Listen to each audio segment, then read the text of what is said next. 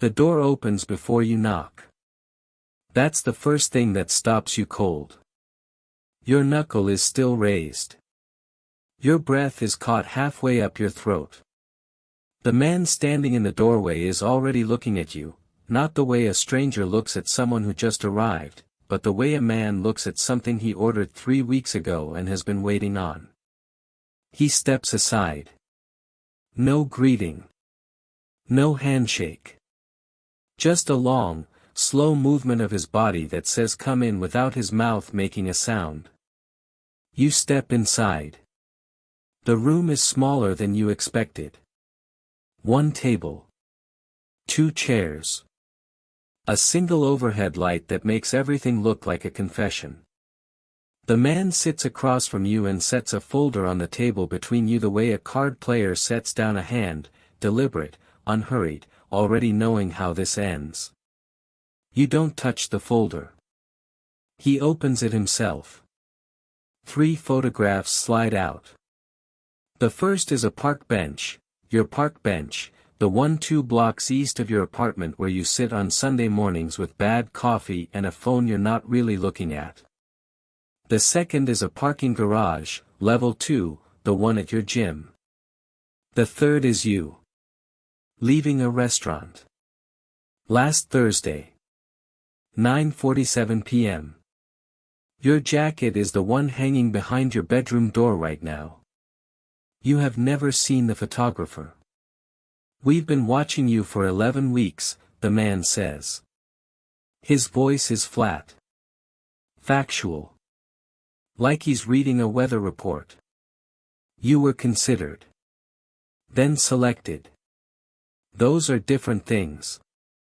Hi viewers, if you found out someone had been watching your every move for 11 weeks before ever saying a word to you, what would you do, stay or run? Drop it in the comments. You ask who he is. He slides a card across the table. No logo. No name. Just 7 words printed in plain black ink, the cost is everything you think you don't need. You read it twice. Your mouth goes dry. The man's name, you'll eventually learn, is Darius Ellington. But right now he is just a face across a table in a room with no windows, holding your life in a manila folder, watching you decide who you are. You have 48 hours, he says. Come back, or don't. But understand, if you come back, the folder closes. And everything inside it becomes ours. He means the photographs. He means the 11 weeks. He means you. You stand. You pick up your jacket. You walk to the door and step back into the hallway and then back into a city that looks exactly the same as when you left it, same noise, same light, same people, but feels, somehow, 6 inches further away than it used to be. You tell yourself you're not going back. You spend the next 47 hours telling yourself that. On the 48th hour, you are standing outside the same door. And this time, you don't even raise your hand to knock. Darius Ellington is not alone this time. There are 4 other people in the room, 3 men, 1 woman, all seated, none of them looking at you the way strangers look at a new face. They look at you the way mechanics look at an engine they've already diagnosed.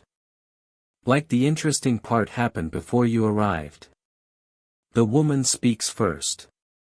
Her name is Zora Ashford. She's somewhere in her late 30s, natural hair pulled back, a calm that doesn't read as stillness, it reads as control. She explains the structure of what she calls the arrangement in the same tone someone uses to explain a lease agreement. Matter of fact. Binding. Already signed in ways you haven't caught up to yet. There are tiers, she says. 7 of them. Entry. Watcher. Handler. Operative. Architect. Executor. And above that, she pauses, and in that pause the room shifts exactly 1 degree, a tier with no assigned name. Just a seat. Just a wait. You begin at the bottom.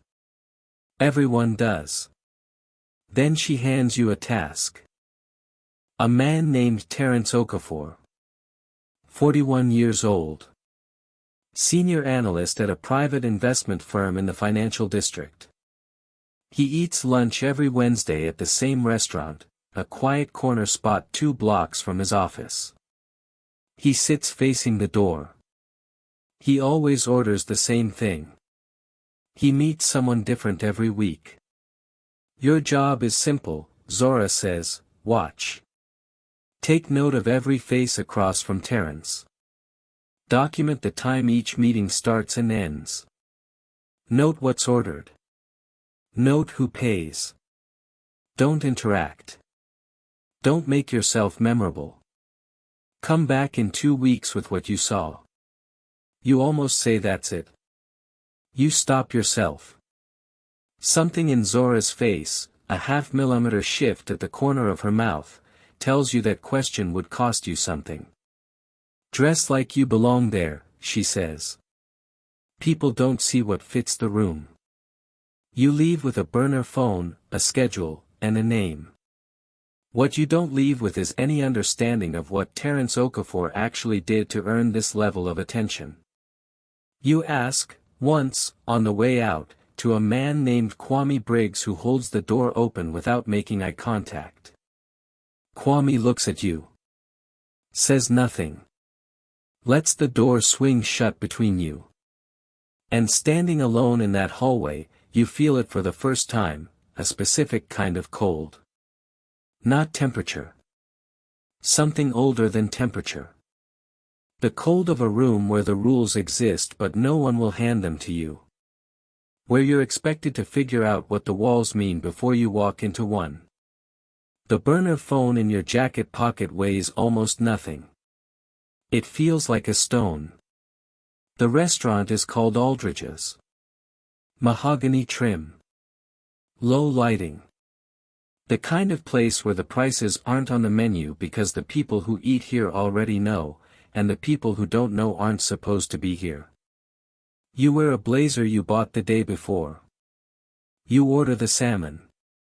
You choose a seat 6 tables back from the corner Terence Okafor always occupies. He arrives at 12:17.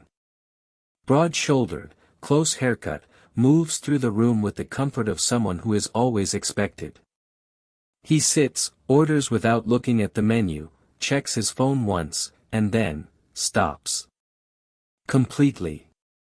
Like a man who has trained himself to appear unhurried in every situation. The person across from him today is a woman you've never seen. Small frame, silver earrings, a briefcase she never opens. They talk for 41 minutes. She does most of it. Terence listens the way trained people listen, without nodding, without expression, without giving the other person any signal about where they stand. She pays. This happens 3 Wednesdays in a row. 3 different people across from Terence. 3 different conversations you cannot hear. You take notes on the burner phone in plain language, time, duration, who paid, what they ordered. On the 4th Wednesday, Zora Ashford sends you a message through the burner, move closer. Table 4. Table 4 is 8 feet from Terence. You move. You order coffee. You open a newspaper you brought. You become part of the furniture. And you hear it, not everything, not even most of it, but enough. A number. A name. A date 3 weeks out. 7 words from Terence Okafor, spoken quietly to a man in a gray suit, that mean nothing to you in isolation.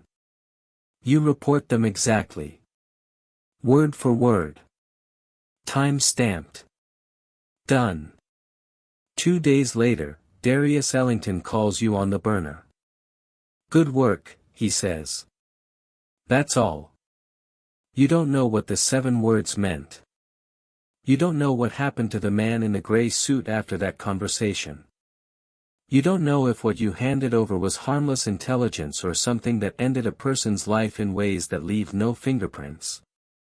What you know is this: Darius Ellington said good work, and something in your chest responded to it before your brain could weigh in. That response. That small, warm flash of satisfaction. That's the thing that should have frightened you most. It doesn't. Not yet.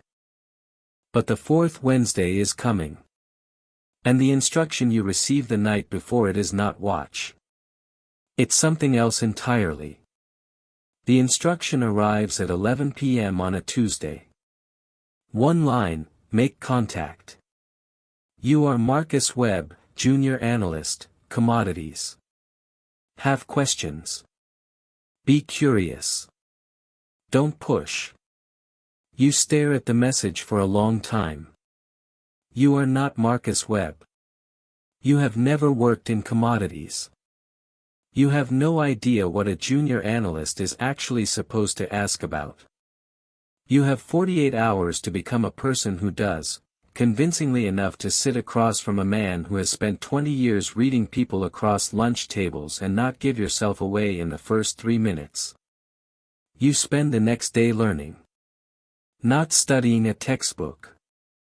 Actually learning the language, the rhythms, the specific kind of casual confidence that people in that world use when they talk about money. The way they drop numbers into conversation, the way other people drop the weather. Wednesday. Aldridge's. Table 4. You arrive first. Order water. Set your phone face down. You are Marcus Webb. Marcus Webb is calm. Marcus Webb has somewhere to be after this but is in no rush right now. Marcus Webb smiles at the right moments and asks questions that sound like curiosity but are actually architecture, each one designed to open the next door. Terence Okafor sits down across from you at 12:22. You did not plan for him to sit across from you. That was not the brief. Somehow, between the door and his usual corner table, something redirected him, a word from the host, a table issue, something you did not arrange. He looks at you.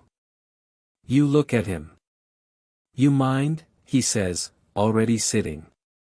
Not at all, Marcus Webb says.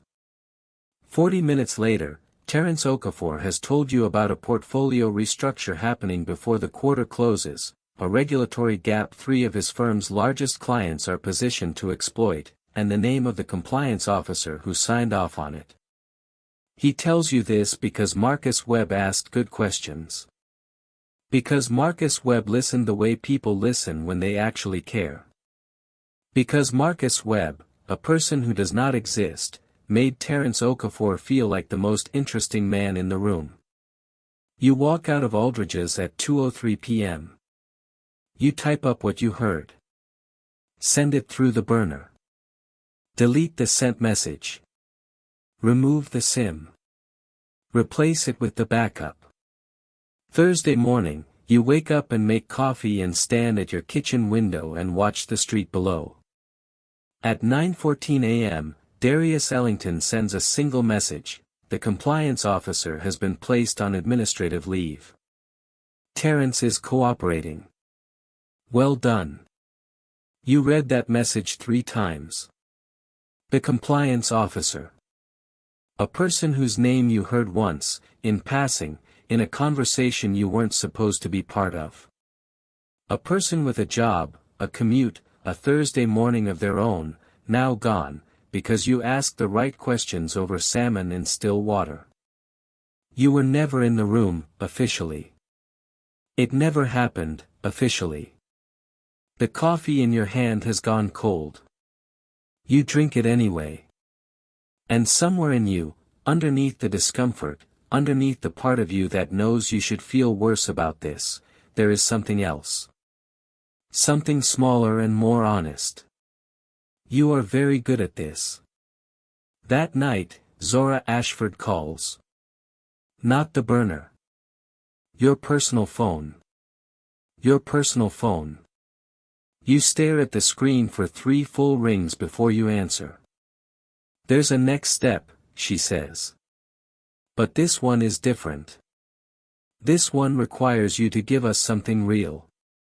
She doesn't tell you what that means. She hangs up.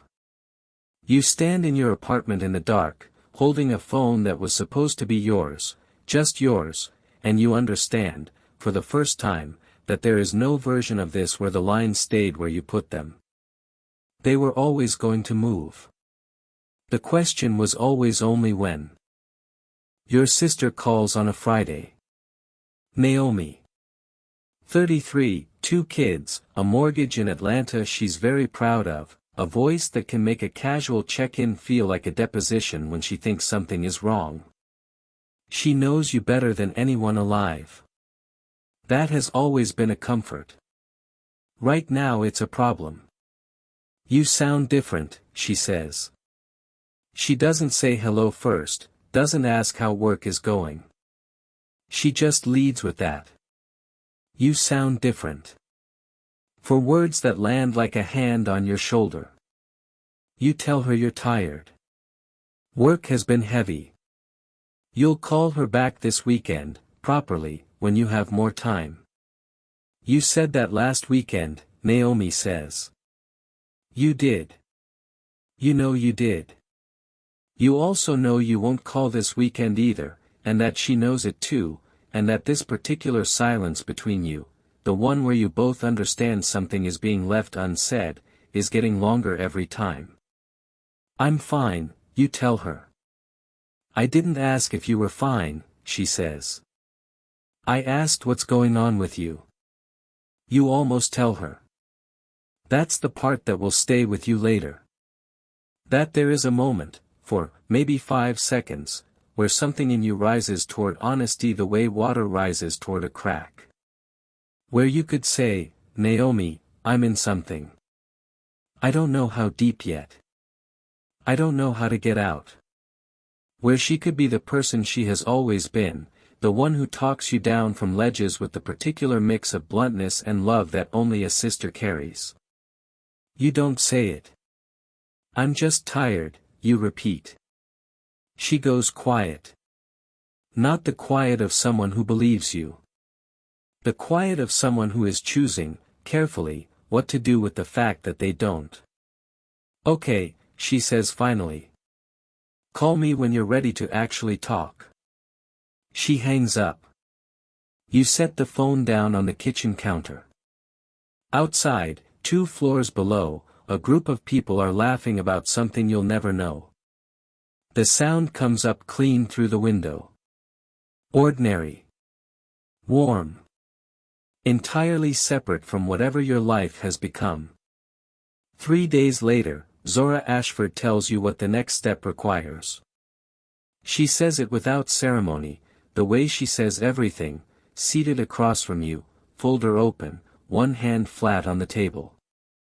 You are being moved from observation to what she calls active management. You will no longer watch people from a distance. You will be in the room. In the relationship. Trusted by targets who have no idea that trust is the tool being used against them. This means building cover identities that last longer than a lunch. Maintaining relationships, weeks, sometimes months, with people who will eventually lose something because of what you learned inside those relationships.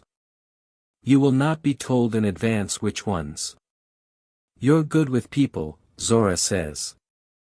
You make them feel real to you. That's rare. Most people in this work perform it.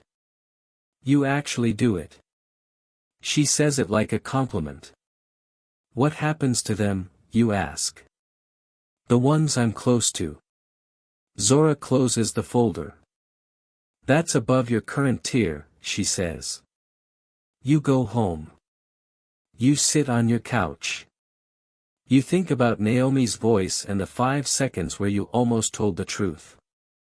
You think about the compliance officer from Thursday morning, now sitting in a meeting with HR, trying to understand why his career evaporated overnight.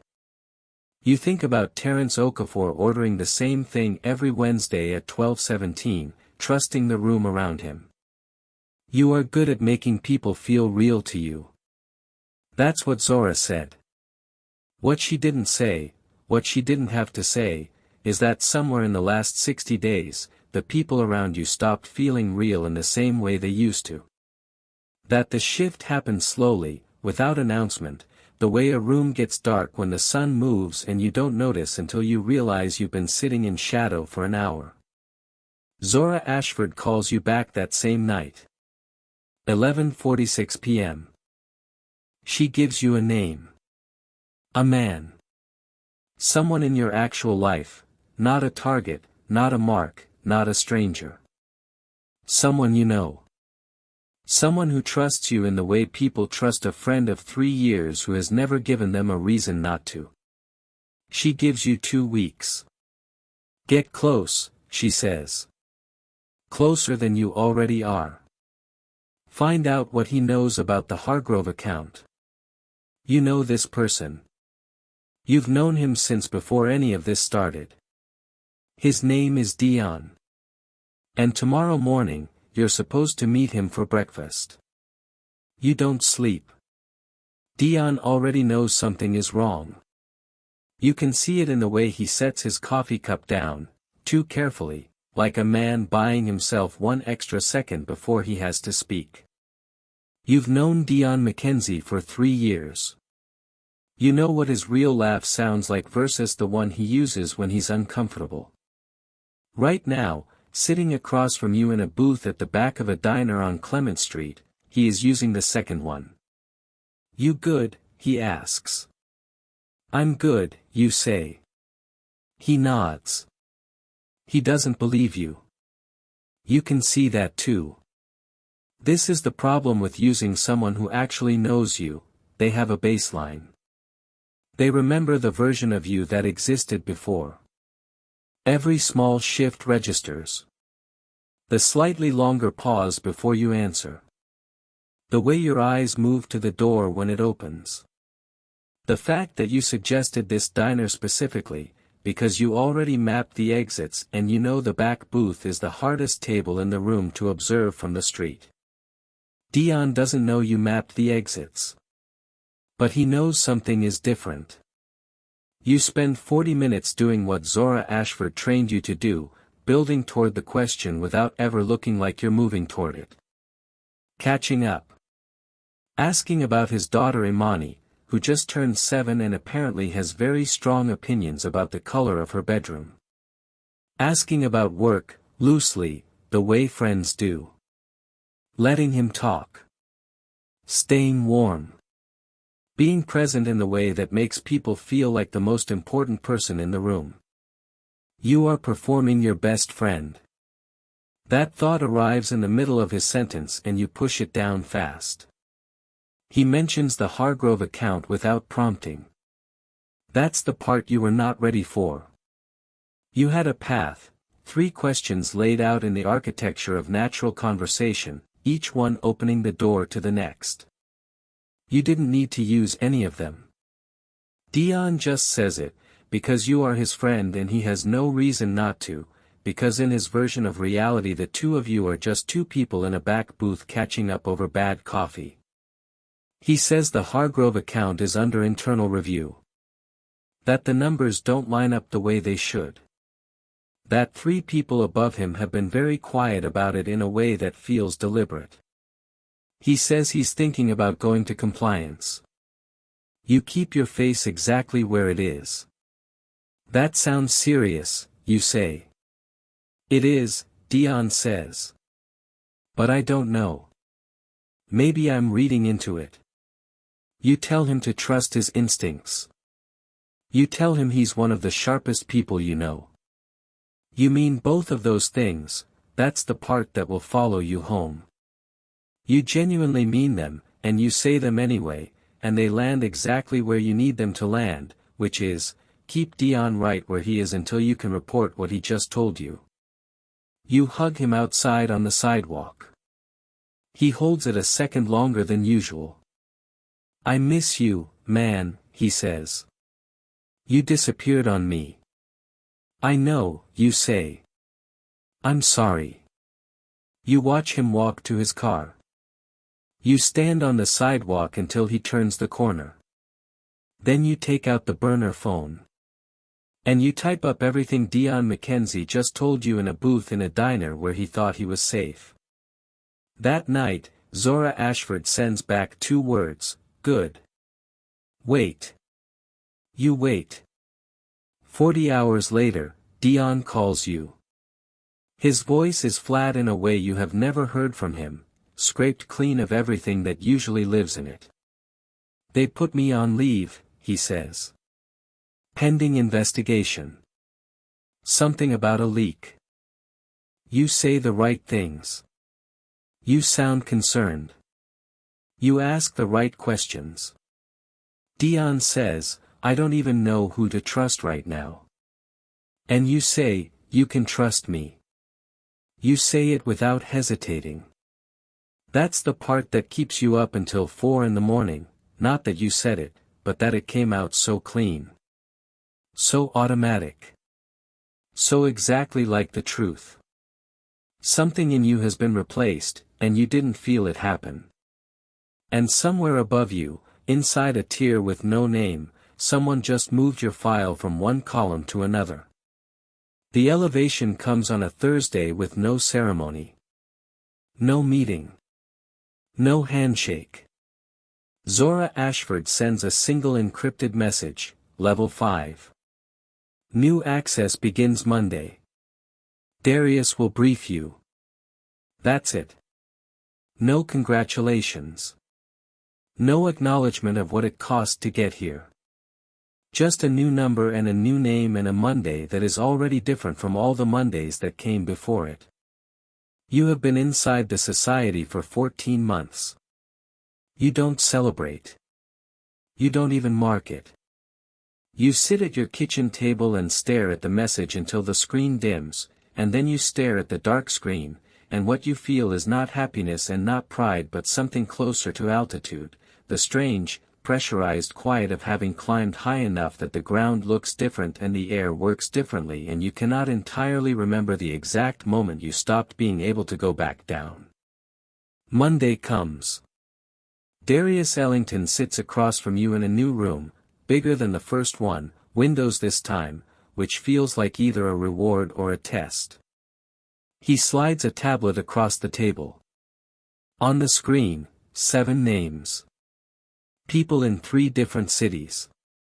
3 are public figures, a city council member, a federal contracts officer, a journalist at a paper you read every morning. 4 are private. All 7 are connected to something called the Langford Initiative, which Darius describes in 2 sentences and no tone whatsoever. These are yours now, he says. Not to observe. To manage. You understand what manage means. You have spent 14 months learning exactly what it means. I need more resources, you say. Not a request. A statement of operational fact. Darius nods. You'll have them. The journalist's name is Camille Osei. She's been working a story for 11 months about municipal contracts in 3 cities. She is, according to the file, 8 weeks from publication. Her sources are solid. Her editor has already cleared the lead. The story, if it runs, will pull on a thread that connects directly back to the Langford Initiative and, 3 connections further, to the society itself. Camille Osei does not know the society exists. Your job is to make sure the story never runs. Not by threat. Not by anything that leaves a mark. By something quieter, the kind of pressure that looks, from the outside, like a journalist second-guessing herself. A source who recants. A document that turns out to be less solid than it looked. An editor who gets a phone call from someone he respects. You spend 6 days building the architecture of it. On the 7th day, you execute one piece of it, a meeting between two people who don't know you arranged it, that produces a result you already calculated. It works perfectly. You are sitting in your apartment when you get the confirmation. You close the laptop. You stand up. You walk to the window. Below, on the street, a woman is pushing a stroller. A man is walking a dog that is very interested in a fire hydrant. Two teenagers are arguing about something that will not matter in a week. The city has no idea what just happened in it. You made something disappear, not a person, just a story, but you understand, standing at that window, that the difference between the two is a question of degree and not of kind. You made a decision that belonged to someone else. You made it cleanly. You made it well. And then, and this is the part you cannot explain, the part you will never say out loud, you felt the smallest flicker of something that was not guilt. It was satisfaction. Clean, quiet, functional satisfaction. You step away from the window. The next morning, a new file lands in your encrypted inbox. Camille Osei's name is not in it. But her editor's is. And the instruction underneath his name says, manage. You look in the mirror on a Tuesday morning and spend 11 seconds trying to find yourself in it. Not a metaphor. Literally, you stand at the bathroom sink, coffee going cold on the counter, and you look at your own face the way you've learned to look at a room full of strangers, scanning for information, cataloging details, trying to figure out what the person in front of you is actually about underneath what they're showing. You find very little. The face is composed. That's the word. It is a composed face, arranged, calibrated, set to a frequency that reads as fine to anyone who doesn't know you well. The problem is that you know you well, or you used to, and even from the inside, the face is not giving you much. You are 22 months into the society. You have managed 11 people across 4 cities. 3 of them lost something significant, a job, a story, a contract, a marriage that couldn't survive what happened to the contract. You don't know all the downstream effects. That's by design. The society keeps your information compartmentalized the way a submarine keeps its hull sectioned, so that a breach in one place doesn't flood everything else. You have become very good at not knowing things you don't need to know. That is not the same as not knowing them. You have a dinner tonight with a man named Broderick Haynes. He's an old friend from before the society, before the burner phones, before you became the kind of person who maps exits. He called last week, cheerful, wanting to catch up, suggesting the Italian place near the park where you used to go when you were both different versions of yourselves. You almost cancelled. You didn't cancel because canceling Broderick would have been the 5th consecutive cancellation of a personal commitment in 30 days, and even you can see that the pattern is becoming a shape people can read. You go to dinner. Broderick Haynes is exactly who he has always been, warm, too loud for the room, tells stories with his whole body, orders dessert without consulting anyone. He is the kind of person whose life is fully visible on his face at all times. You used to be like that. You remember being like that the way you remember a city you lived in as a kid, the general feel of it, the smell, a few specific details, but no longer the fluency of someone who still lives there. He talks for 20 minutes about his new job. About a woman he's seeing named Portia who makes him nervous in the way he's always wanted to be nervous. About his mother's health, which is better than it was. Then he stops. Puts his fork down. Looks at you. What happened to you, he says. Not unkindly. Broderick doesn't do unkind. But directly, the way a person speaks when they've been waiting to say something and have finally decided the wait is costing more than the saying. What do you mean, you ask? You're here, he says, but you're not here. You've been, I don't know, man. You feel like a copy of yourself. Like something got turned down. You laugh. The right laugh. The measured one. I'm just tired, you say. Broderick watches you say it. He doesn't push. He is not built for confrontation and he knows it, and that self-knowledge is one of the things you have always respected about him. He picks his fork back up. He lets it go. But he doesn't believe you. You can see it in the way he looks at you for the rest of the dinner, carefully, quietly, like a man watching a building he's not sure is structurally sound. You get home at 10:43. You sit on the couch without turning the lights on. What happened to you? You think about that question in the dark for a long time. Not to answer it, you know the answer. But to feel whether it still lands. Whether it still registers as the kind of question that should mean something to the person being asked it. It lands. Faint. But still there. Like a signal from something very far away. Then your encrypted phone buzzes. A new file. A new name. Someone you will need to get close to, starting this week, in a role you've been given and a life that isn't yours. You pick up the phone. You open the file. You begin. The document arrives inside a book. Not digitally. Physically, a hardcover, slid under your apartment door at some point between 2 a.m. and 6, when you finally wake up. The book is unremarkable. A used paperback history of American financial systems, the kind of thing you could buy for $4 at any second-hand store. Inside the front cover, tucked behind the dust jacket, is a folded piece of paper. You unfold it standing in your hallway in the dark, still in what you slept in. It takes you 26 minutes to read it.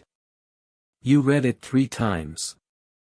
What the document contains is not a list of targets or an operational brief or a new set of instructions. It is a map. Not of a city, of a structure. The society structure, laid out with the kind of precision that only comes from someone who built it or someone who spent years inside it taking notes. The society is not what you were told it is. You were told it was built on influence, a network of people managing outcomes across institutions, keeping certain systems stable, certain information controlled. A private architecture of power that serves, in its own framing, a kind of order. What the document shows is this: the society was created 23 years ago not to maintain an existing order but to dismantle a different one. An older organization, more exposed, more vulnerable, too large to move quietly. The society was built inside it, the way a replacement organ is grown before the original fails. Patient. Deliberate. Invisible until the moment it wasn't. And now the society itself is 23 years old. And somewhere inside its upper tier, the one with no name, the one Zora Ashford gestured toward with a pause where a word should have been, someone is doing exactly what was done before. Growing something new. Something that will not carry the society's compromises or its exposure or its age. The document names 4 people being considered to lead it. Your name is one of them. You sit down on the floor of your hallway. Not on a chair, not on the couch, the floor, because your legs make a decision before your brain catches up. The paper is in your hands. The hallway is dark. Outside, the city is still mostly asleep.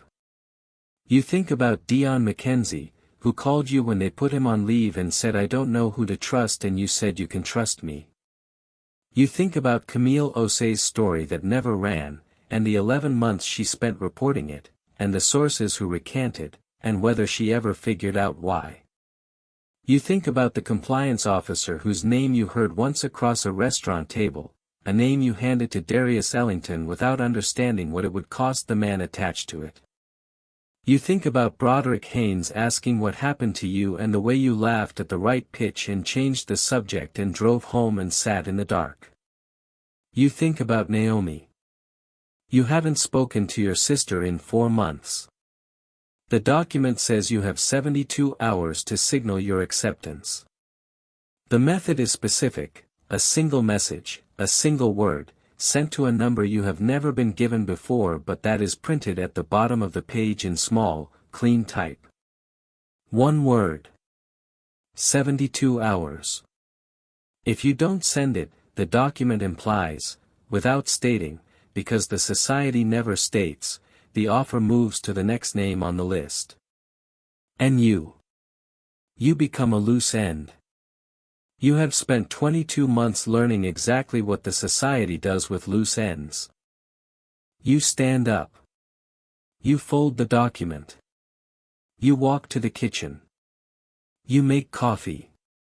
You stand at the window and watch the city wake up, the first delivery trucks, the early joggers, the lights coming on floor by floor in the building across the street. Life assembling itself the way it always does, indifferent and steady and completely unaware of what is sitting on your kitchen counter in a folded piece of paper. You have 72 hours.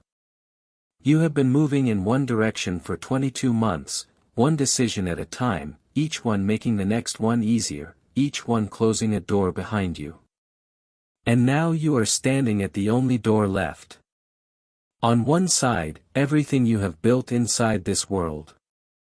The access, the elevation, the particular kind of power that comes with knowing how the room actually works while everyone else is reading the signage. On the other side, everything it cost you to get here. Dion's voice on the phone. Naomi's 4-month silence. Broderick's face across a dinner table. Camille Osei's 11 months of work. The coffee is hot. Your hands are steady. You have never been more certain of anything. And you have never been more afraid. You call Naomi first. It's 6:47 in the morning. She picks up on the second ring, which means she was already awake, which means she has been waiting for this call longer than you realized, and that understanding moves through you like something breaking open. Hey, you say. And Naomi says, hey, back, just that, just one word, but in the specific frequency that sisters use when they've been holding something for a long time and are finally setting it down. You talk for 40 minutes. Not about everything. Not yet. But enough for her to know that you are still in there somewhere, that the person she grew up with has not been entirely replaced by whoever you became inside 22 months of a life you cannot fully explain. She cries twice. You don't. Not because you can't, but because you need to stay clear for what comes next, and you know yourself well enough now to know exactly where your limits are. Before you hang up, she says, whatever it is, come home from it. Okay. Just come home. You say, I'm working on it. You spend the next 6 hours building what you will later think of as the only real operation you ever ran for yourself. Not for the society. Not for Darius Ellington or Zora Ashford or the unnamed tier above them. For yourself, and for every person whose name is in the ledger of what you did to get here. You have spent 22 months learning how the society moves information. How it buries things. How it builds pressure without fingerprints. How it makes people and decisions and entire careers simply redirect, quietly, structurally, in ways that never trace back to a source. You use all of it. What you build is a package. Comprehensive, documented, sourced at every level. The Hargrove account and what happened to Dion McKenzie. Camille Osei's story and the mechanism that killed it. The compliance officer, the fund manager, the 7 people across 4 cities whose lives bent in specific directions because of specific decisions made in a windowless room by people whose names are not in any public record. You send copies to 6 people simultaneously. A federal investigator in Washington whose name you found in one of the society's own threat assessment files, because the society tracks the people who could hurt it, which means it has already identified the people most equipped to. A journalist at a paper the society has no hooks in a city where none of your operations ran. 2 attorneys. An oversight body that has been, according to the society's internal records, completely unaware of the society's existence. And Camille Osei. You send Camille Osei everything she spent 11 months trying to find, along with everything she didn't know to look for. You send the last package at 2:17 p.m. Then you sit back. The encrypted phone is on the table. The 72-hour window has 41 hours left on it. Somewhere above you, in a tier with no name, 4 people are waiting for a single word from a number printed at the bottom of a page. They will not get it. What they will get, in the coming days, in the particular way that things arrive when someone has built them carefully and sent them to the right people, is something else. Not an ending. The society does not end. Systems like this do not end. They adjust, retreat, reconfigure, find new containers and new names and new people who are exactly what you were 22 months ago, capable, hungry, and not yet aware of the cost. You know this. You are not trying to end it. You are stepping out of it. And leaving every light on behind you so that the room is no longer dark for the people who come looking. Darius Ellington calls at 4 p.m. You don't answer. Zora Ashford sends a message at 4:43. You read it. You set the phone down. You book a flight to Atlanta for the following morning. Naomi answers on the first ring when you call to tell her. You walk out of your apartment at 6 p.m. with a single bag. You leave the encrypted phone on the kitchen counter. You leave the burner. You leave the backup SIM and the folder and the secondary access card and every object that belongs to the life you are walking out of. You lock the door behind you. The street receives you the way it always has, indifferent, continuous, moving at its own pace entirely independent of whatever just happened inside that apartment. You put one foot in front of the other. The city does not notice you leaving. It never does. That is the thing about systems built on invisibility, they work in both directions. You were invisible inside the society. You are invisible leaving it. The same skill that made you valuable now carries you out the door. You get 2 blocks before your personal phone buzzes. A message from a number you don't recognize. It is 4 words, we know you left. You stop walking. You read the message again. You put the phone in your pocket. And then you keep walking.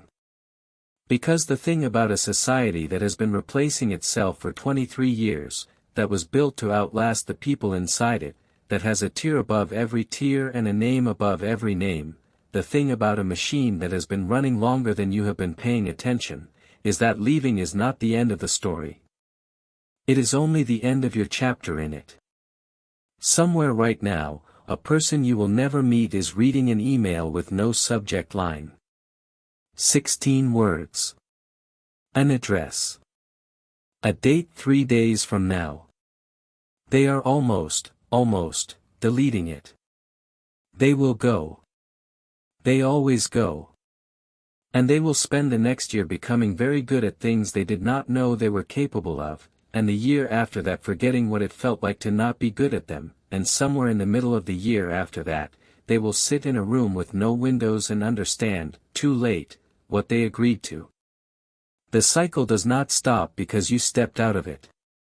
But you stepped out of it. And that, in a world where most people never find the door, and the ones who do rarely walk through it, is not nothing. It is, in fact, everything. If this story hit different, if somewhere in these 10 chapters you felt the pull, the weight, the slow cost of a life lived inside a system that asks everything and names nothing, then you already understand what this was really about. It was never just about a secret society. It was about every room you've ever walked into and wondered what the real rules were. Subscribe and turn on notifications so you don't miss the next story on this channel, stories that challenge how you think, push what you know, and remind you that the most important choices are always the ones nobody sees you make. Drop your thoughts in the comments below. Tell us, at what point did you know there was no going back? Your answer might be exactly what someone else needs to read today. The cycle begins.